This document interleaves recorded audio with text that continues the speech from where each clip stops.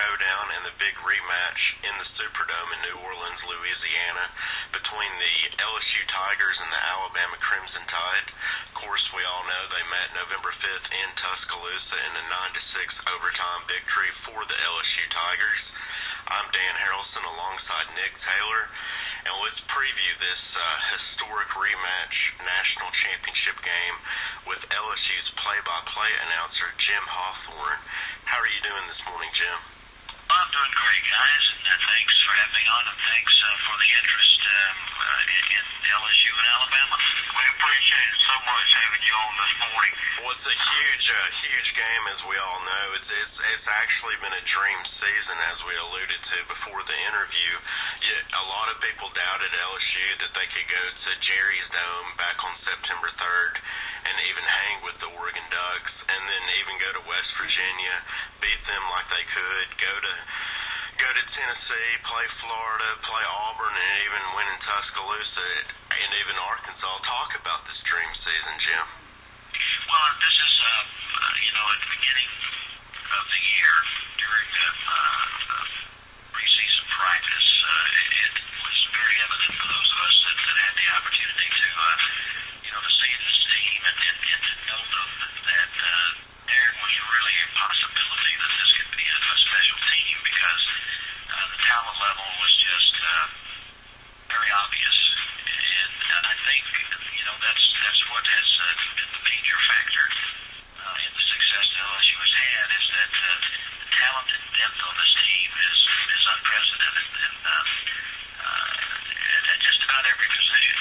And when someone comes out of the game and someone else goes in, the level of competitiveness does not drop off very much, and so that's just a big advantage for LSU, particularly as the game goes along, and you've seen where LSU has dominated teams late in the ball game. That's part of the reason for it, particularly in the last two games where the Tigers got behind 10-0 and then scored 42 straight, I believe, and then got behind 14-0, and it's about the same thing in the second half and late in the game. So it truly has been something that you dream about being able to see, and it's a once in a lifetime thing. So, but it's not over.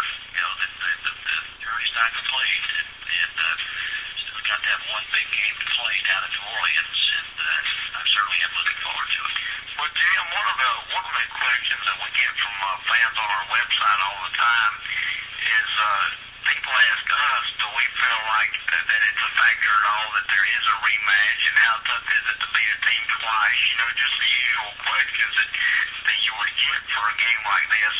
As an LSU broadcaster, someone who's very well connected with the program that you obviously represent and work for, what is your take on that situation? Obviously, LSU did outplay Alabama in a lot of critical areas. They won the first game, but statistically, the game was, if you look at every statistic, the game was virtually even. Do you feel like that it's a factor habit for LSU to have to beat Alabama twice, or do you feel like they have so much confidence from winning the first time that it helps for the second game? What's your take on that dichotomy of that situation? Well, it's not. It is difficult. There's no question about it.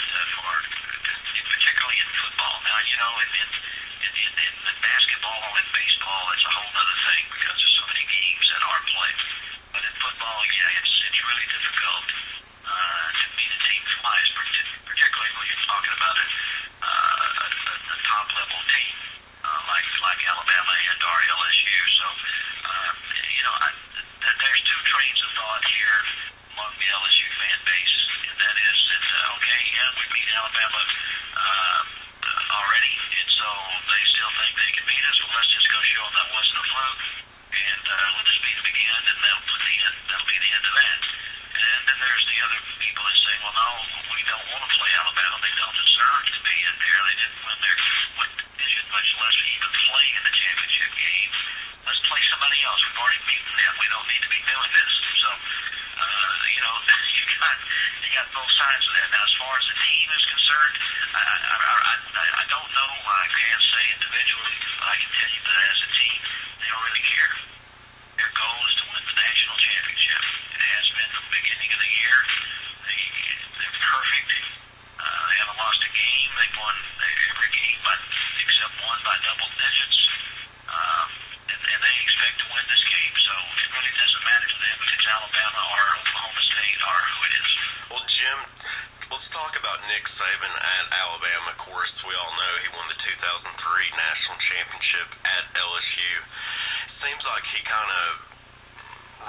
respected that LSU program because it hit many dips and valleys before he got there. And let's also talk about Les Miles. Sometimes he gets a bad rap, especially a few years ago when he had, that 4 or 5 loss season. I've always liked Les Miles, respected him, thought he was a great coach since his Oklahoma State days. Talk about Nick Saban building the program back up from his early days, I guess, back in 2000 at LSU. And the quote is, you do not want to be the coach that replaces the legend. You want to be the coach that replaces the coach who replaced the legend. Talk about how Les Miles has filled in nicely after Nick Saban laid down that foundation. Well, first of all, you go back to what you alluded to as far as Nick is concerned, and you're absolutely right. LSU's football program before Nick Saban came on as a head coach was mediocre at best. LSU had won, I believe, had 6 consecutive, maybe 7 consecutive losing seasons and lost 8 of 11, and just really were not where they should be. And then Nick came along and he built it. He built it into a national championship, won the national championship for us, and then Les came in and took it over and has kept it right there. He's averaged about 11 wins a year since he's been here. He's won a national championship game. He's a national championship. He's back in the national championship game again this year, and I think that it's a natural thing. Again, to your point that somebody has to come in and replace the person that has caused LSU to have the resurgence in the football program that they had.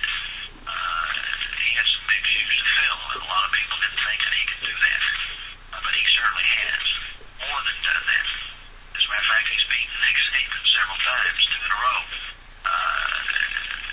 As a matter of fact, and got a chance to make it 3 in a row here in the national championship game. So I think the great majority of LSU fans now love the fact that Les Miles is the coach here. He is a tremendously personable man. He's very he loves life. He loves his family. He loves football. He loves LSU. He loves the LSU fans. He has a good time. He enjoys himself. You can see that in the way he handles himself in the public, and the way he handles himself on the sidelines, the way he handles himself with his family. He's the right man for LSU right now, and I don't think the Tigers would trade him for anybody. You mentioned how some LSU fans are excited about playing Alabama, and some wish they were playing another program. What's your take on it as being an announcer and someone who's followed college football, not only LSU, but obviously you've been associated with other teams as well, through the teams that LSU's played over the years. What's your take on the situation? Do you feel like the best 2 teams are in the game, and do you feel like that it should be this way, even though it does make it to a degree, very tough on LSU? Do you feel like that the result was a fair one? Well, I'm a big proponent of a playoff system. I think that it's just got to happen. And I really think that it should have already happened. This is the only sport, this is the only college sport that doesn't have a playoff system. Everybody else does. And so I just think that it has to be done. But this is the system that we got. And so this is what we have to go along with in the system, determined on the playing field. That's before he beat Alabama. But the system determined that Alabama was the second best team. And so because of that, you play the game. And that's the way our team looks at it.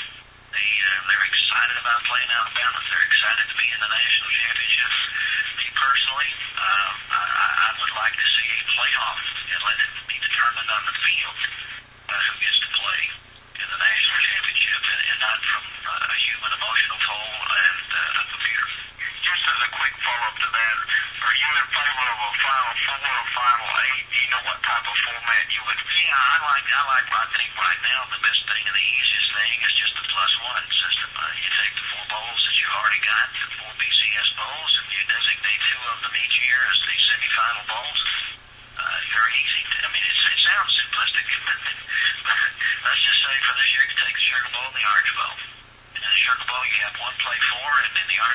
two play three. And then those two winners play for the national championship. Next year, you go to the Rose Bowl and Fiesta. Sounds like a pretty good idea to me. Well, Jim, How many people do you think would love to see LSU play Stanford and Alabama play Oklahoma State, and then those two winners play for the national championship? Particularly with the Alabama-Oklahoma State game, because that game in itself would settle a lot of controversy as to who the second-best team was. So There wouldn't be any controversy. Right. It would be settled on the play. It wouldn't matter what statistics say. Right. It doesn't matter what statistics say in college basketball, in college baseball. Statistics don't really matter. You're correct. Until you get to a position to where you can play your way into the championship. That's just not the case with football right now. I hope that changes. well, that's exactly right. Nick and I were actually discussing that last night, how championships mean a whole lot more than statistics, but that's a different story for another day. But I have a question for you, Jim. What's your thoughts on Missouri and Texas A&M joining the Southeastern Conference? And on the Texas A&M side, it kind of is a good fit with LSU and Arkansas to have that little triangle there. Well, I like it. I think that's where the major conferences are headed. I think we're going to end up having a handful of conferences here in the next few years, and it's going to probably change the face of college football as we know it. And I think Texas A&M and Missouri are very good fits for this league. LSU and Texas A&M used to play each other on a very regular basis. They had a home-and-home series and opened the season against each other for years. And it was always a game that created a lot of excitement. It's close proximity. Texas A&M has great history and tradition in football, and it's tremendous to be able to go there and to a game and all the pageantry that's involved with at Kyle Field, and certainly LSU has one of the greatest traditions in the country here, and so that was a great matchup, and I'm glad to see that that's going to be happening again. So I love the fact that Texas A&M is coming in, and in the Western Division, I would assume, and it's not just football. I mean, they're bringing great baseball and basketball teams in here and other sports too. So I think it's a great addition in Missouri. We'll do the same in the East, and the big question is, what's that going to do for scheduling? And so that's going to be the thing that people are going to be so focused on and so interested in finding out. What are you going to do? Particularly in football, are you going to keep a permanent opponent? I hope not. I honestly hope not, because if you do, for example, LSU keeps a common opponent every year, and if we stay with Florida and have to play them every year, that would mean other teams like Georgia or whatever, we wouldn't play them every 12 years over in the Eastern Division. To me, that's just not good.